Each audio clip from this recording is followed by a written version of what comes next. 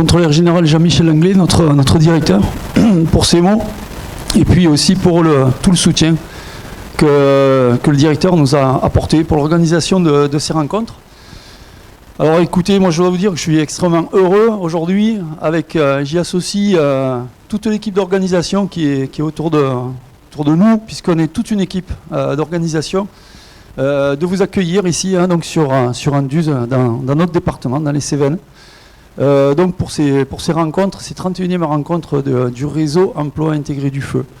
Donc qui comprend vous voyez, un public qui est quand même assez nombreux, puisque cette année nous serons près de 260 personnes sur les rencontres, qui témoignent de l'intérêt que chacun porte, que l'on porte un peu à cette spécialité qui regroupe en fait un petit monde. Nous sommes un tout petit monde quand même de gens spécialisés, que ce soit dans le brûlage dirigé ou dans le feu tactique. Bon, il faut dire que c'est la même famille, il faut que ça reste évidemment la même famille, puisque le brûlage dirigé est indissociable du feu tactique, et le feu tactique est indissociable du brûlage dirigé. La prévention est l'étape juste qui précède la lutte, donc on a intérêt à travailler toujours en continuité. Alors, j'associe, alors c'est un remerciement global à tout le monde, à l'équipe d'organisation qui a préparé ces rencontres-là. Merci particulier aux filles, donc à Nathalie, à Régine, qui ont travaillé beaucoup sur la partie administrative, donc Jérôme, Christophe et toute l'équipe. Donc j'associe aussi le commandant Jallet, bien sûr, à l'organisation, puisqu'on a travaillé ensemble en collaboration et avec toute l'équipe d'une quarantaine de personnels. On aura l'occasion de remercier plus en détail tout le monde. Alors simplement, peut-être 2 mots sur la partie un peu logistique des rencontres. On a souhaité faire des rencontres humaines, ce qui soit, je dirais, très professionnel aussi, mais qui soit aussi très convivial. Et on a souhaité tout faire ici sur un site où on a pratiquement tout sur place. Donc les conférences ici, donc on aura la logistique sur place aussi, puisqu'on a donc nos anciens qui vont préparer les repas. Nous aurons ici 2 salles pour partager les repas, donc qui seront dans le couloir là, tout au fond. On a une salle au rez-de-chaussée, une salle voûtée, et il y aura une salle à l'étage. Donc ça permettra de se répartir. Le principe, ça sera de prendre les plateaux repas au camion qui est à l'extérieur ici, et ensuite on ira prendre le repas assis. Ça c'est le repas de ce soir, surtout au midi, ça sera un buffet qui sera servi ici sur le côté et à l'extérieur. Donc les pauses café c'est ici.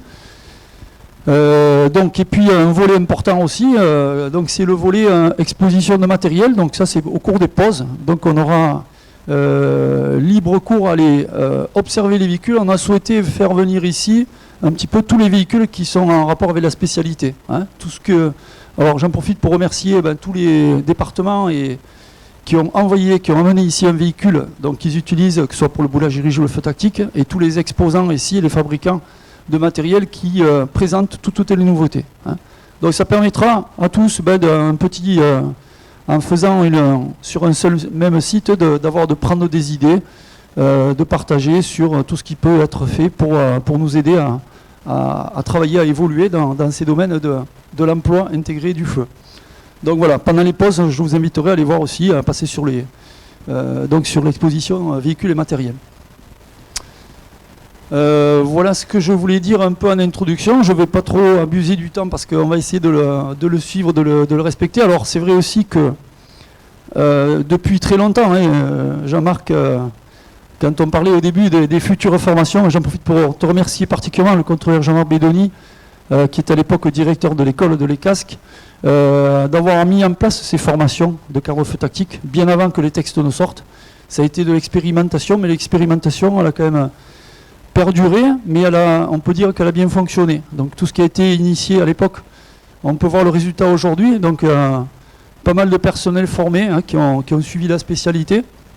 Et on avait parlé aussi depuis très longtemps de se retrouver pour des journées, faire aussi une journée nationale, une journée annuelle en tout cas, sur les feux tactiques, sur cette spécialité. Donc chose faite, puisque maintenant elle est reliée maintenant depuis bientôt 2 ans, puisqu'on avait déjà commencé l'année dernière aussi, à relier la journée nationale, la journée annuelle du feu tactique au réseau, à celle du brûlage dirigé, donc dans le cadre du réseau emploi intégré du feu. Donc je pense que c'est d'autant plus une réussite, puisqu'aujourd'hui nous sommes très nombreux pour poursuivre cette journée.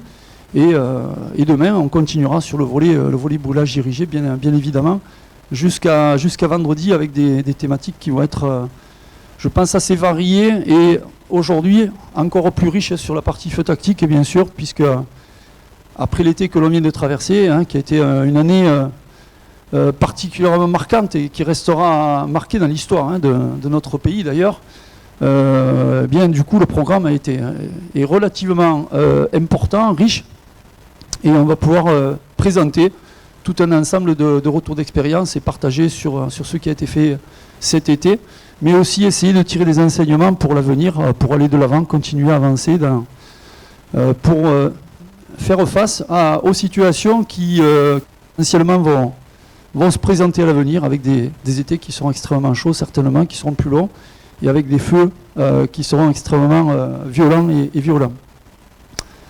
Voilà, encore merci à toutes et à tous, et puis je pense je vais redonner le micro à Sébastien pour enchaîner. Merci encore, merci à vous tous. Merci. Merci Nicolas. Alors, Nicolas l'a dit, on a un programme très chargé, en particulier